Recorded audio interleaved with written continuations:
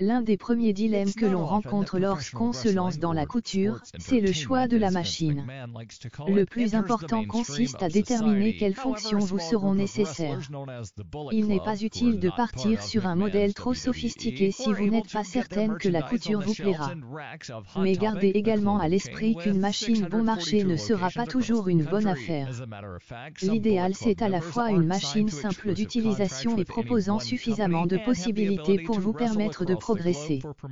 Pour bien choisir sa machine à coudre, il est important de prendre en compte ses désirs créatifs et le temps que l'on souhaite y consacrer, occasionnel ou régulier, reprise, habillement, décoration, patchwork, broderie ou encore le type de tissu que l'on souhaite travailler.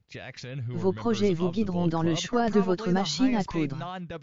Quel que soit le budget que l'on souhaite investir ou l'usage que l'on attend de sa machine à coudre, elle doit proposer les points de couture de base, points droits, points zigzag et boutonnières, de préférence automatique en un temps, à défaut en 4 temps.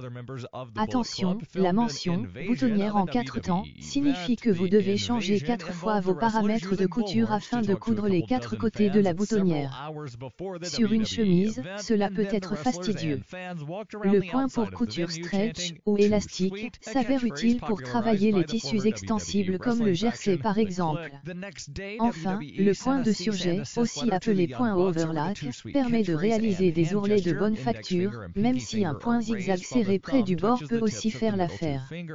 La machine à coudre doit proposer un minimum de pieds presseurs, ou pieds de biche, 4 dans l'idéal, un classique, un pour les fermetures éclairs, un pour les boutonnières et éventuellement un pose-bouton, pour cadrer les boutons. There's just one legal problem with WWE's demand. WWE does not own a trademark on the gesture or the phrase. Back in 2015, WrestlingNews.co reported that WWE was looking to trademark the hand signal that was used by members of the NWO in the late 1990s and currently being used by the Bullet Club on shows and on Bullet Club merchandise. According to a 2011 press release, North Carolina State University owns the trademark, a fact even acknowledged by the WWE. The man who popularized the gesture in the 1990s, Kevin Nash, recently said, "If they want to call it too sweet, that's fine. To me, it's like, really? I'm sure somebody threw the peace sign